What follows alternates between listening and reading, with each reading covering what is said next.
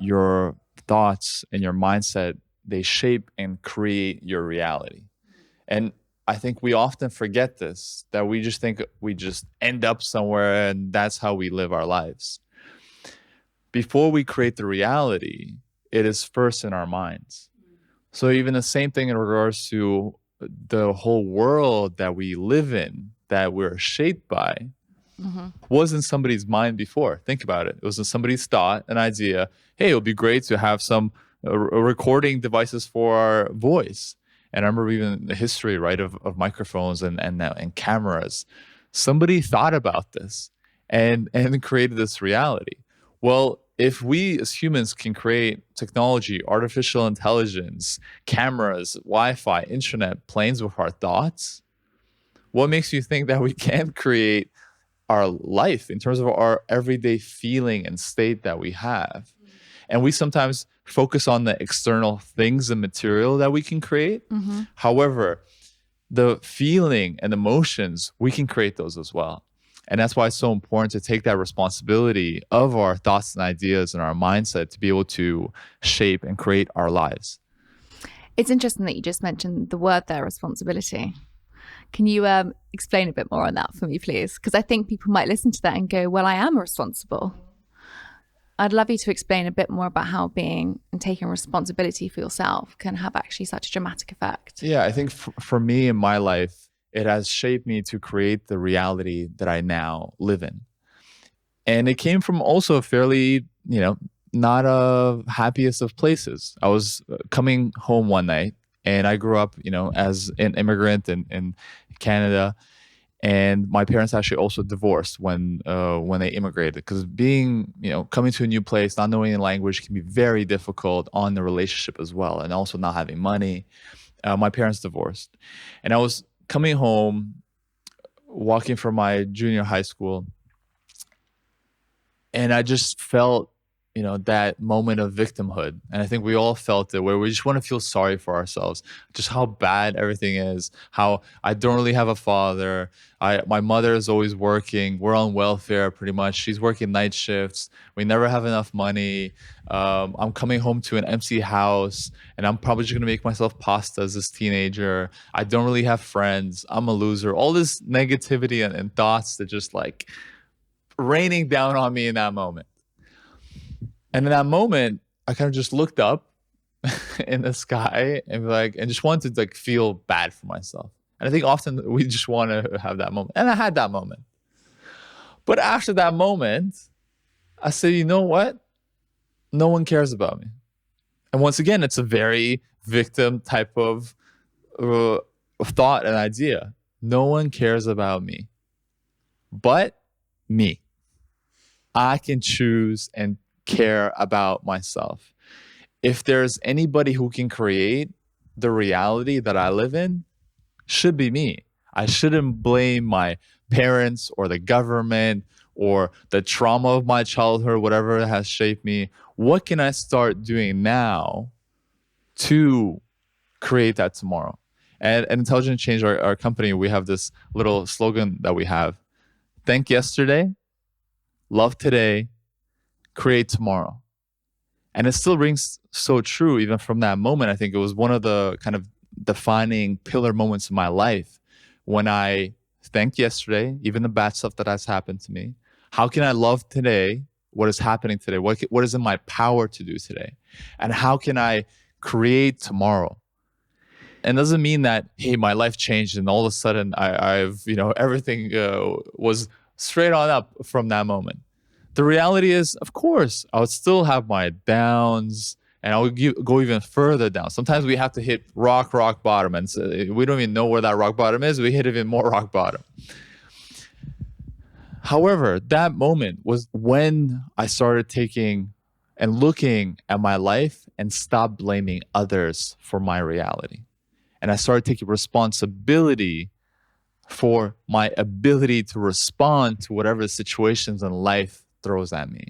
And this is why it was super important for my life after that, and taking each moment's doing the little practices of gratitude or whatever it might be to then change and shift my reality.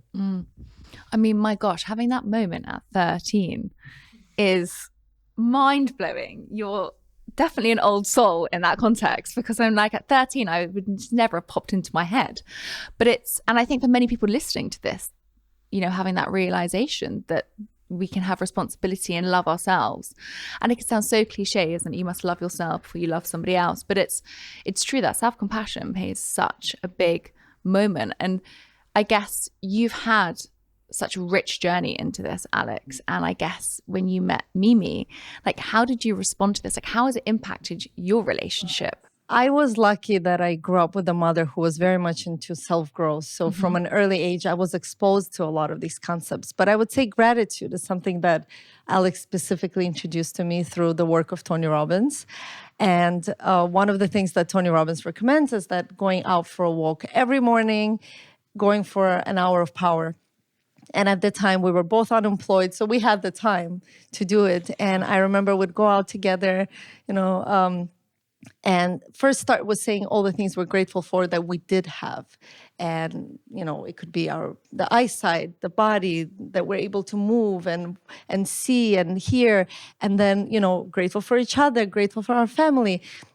And then the cool part about gratitude is also the manifestation part, is being grateful for things that you don't yet have, but saying it in a present tense as if you already have them. So we would say things like, we're grateful for our successful business that brings millions of dollars, because at that moment, we didn't have financial abundance.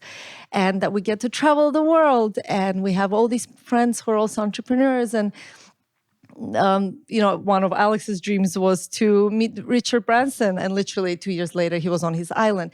Like, all these things that for us at that moment would be unthinkable dreams. And I remember we were both unemployed at the moment. My dad would call me and be like, how's your day? What are you doing? And I would be like, oh, we're on this gratitude walk. And then there would be like that silence. And he would say, you guys need to get a job. But you know what? We believed in it. Yeah. And now we know it works, because we've completely transformed and designed and are living the life of our dreams. And of course, the 1 hour walk wasn't sustainable. That's why partly we created the 5-minute journal, that we never have excuses now not to practice this mindset of abundance and gratitude, that every day anybody can have 5 minutes a day. And if you don't want to journal, that's okay. You can, as you go, as we were talking earlier, as Alex used to go in the shower, and every morning he would chant to himself, I'm grateful for my body, I'm grateful. And I would be like, what is he doing in the shower? I don't understand. And then I just discovered that was his daily habit.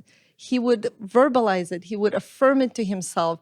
Whatever works, give it a try and see what sticks. The goal is that it sticks and becomes part of your life and a daily habit. Some concepts, it's not enough to understand. Like, love is a concept, but we need to practice love. Gratitude is a concept, but if you don't practice it, you don't embody it, you don't live it. So we need to make it a practice, a daily practice. So what's your mantra right now? So one of the ones that I really love recently, that I actually heard on Instagram from this really cute 91-year-old, super energetic and inspiring woman, is that every day she says that it's the best day of her life. And I found it so inspiring. So now when I wake up, I say, every day, today is the best day of my life. Today is the best day of my life. And as I say that, I am reflecting on how my body feels, what decisions I would make if I truly believe that today, in fact, it was the best day of my life. What would I do? What would I say? How would I act? Who would I see? How would I spend my time? I think we need to be more intentional about how we spend our days, because we don't have forever. Many of us would like to believe that we do, but in reality, we have limited resources, and time is one of them. And I think being more conscious and appreciative of how we spend our time can also transform our lives. I just think it's really inspiring, because there's obviously so many different ways that we can approach this, right? For me, it's like reflecting back on those moments. For you, it's waking up and saying, like, today is the best day of my life. For you, it's kind of saying, wait, I'm going to take onus on this responsibility of what's happening right now. There's so many different ways that we can approach this. And I think that is something that's really important to also consider, that if one route doesn't work for you, then try another. Thanks so much for listening. To hear the full episode, there's a link in the description.